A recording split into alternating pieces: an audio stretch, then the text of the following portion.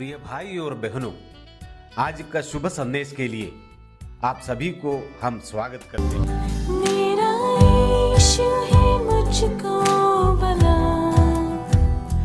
वही काफी है सदा सर्वदा। मेरा यीशु है मुझको भला, वो है काफी है सदा सर्वदा। दुख में रोग में हर मुसीबत में मेरे मन वो है काफी है तुझे। दुख में रोग में हर मुसीबत में मेरे मन वो है काफी है तुझे। आज का संदेश प्रभु के दास जोशी अब्राहम आसाम से बांटा जाएगा। प्रार्थना के साथ सुनिए।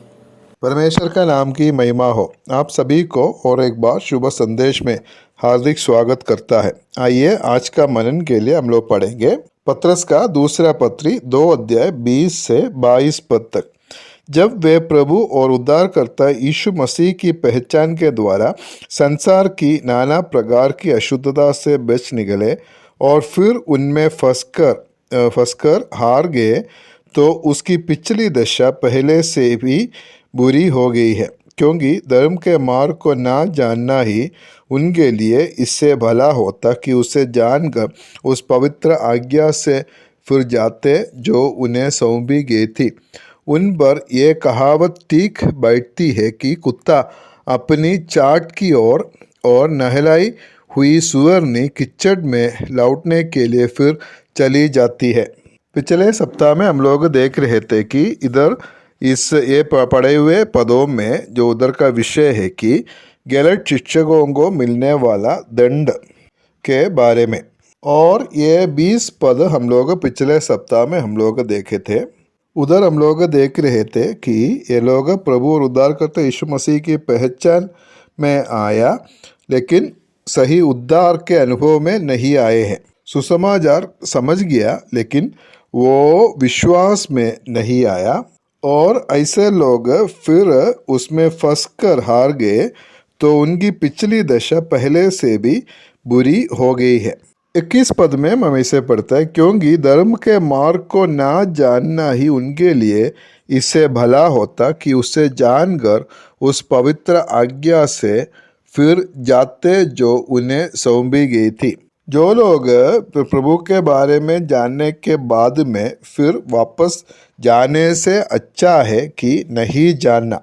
उनको मिला हुआ ज्योति को इनकार करने का वजह से फिर ज़्यादा बड़े अंधकार में फिर चले जाता है। मत्ती सुसमाचार 12 अध्याय 43 से 45 तक हम लोग देख सकता है।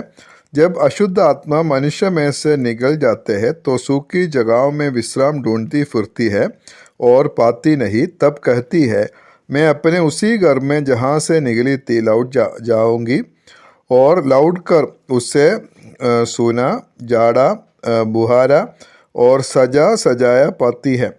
तब वो जाकर अपने से और बुरी 7 आत्माओं को अपने साथ ले आती है, और वे उसमें बैठकर वहाँ वास करती है, और उस मनुष्य की पिछली दशा पहले से भी बुरी हो जाती है। ये अवस्था है प्रभु के बारे में जानकर और वापस चले जाने वालों का जीवन में होगा। एक विश्वासी का जीवन में भी हम लोग देखने से ज़्यादा जानने से ज़्यादा जिम्मेवारी है। याकूब का पत्री 3 अध्याय 1 पद में ऐसे पढ़ता है, हे मेरे भाइयों, तुम में से बहुत उपदेशक ना बने, क्योंकि जानते हो कि हम उपदेशक और भी दोषी ठहरेंगे। जो ज़्यादा जाना और वो ज़्यादा दोषी ठहरेंगे, उसका दंड भी ज़्यादा है। अज्ञानता एक बहुत बड़ा बुराई है, लेकिन उससे भयंकर और खतरनाक है अनाज्ञाकारिता। Disobedience is worse than ignorance. और उसका 22 पद में ऐसे पढ़ता है, उन पर यह कहावत ठीक बैठती है कि कुत्ता अपनी चाट की ओर और नहलाई हुई सुअरनी कीचड़ में लौटने के लिए फिर चली जाती है। इधर ये गलत शिक्षकों को इधर पत्रस कुत्तों के साथ और सुअरों के साथ तुलना करता है। कुत्ता अपनी चाट की ओर और सुअरनी कीचड़ में लौटने के लिए फिर चली जाती है।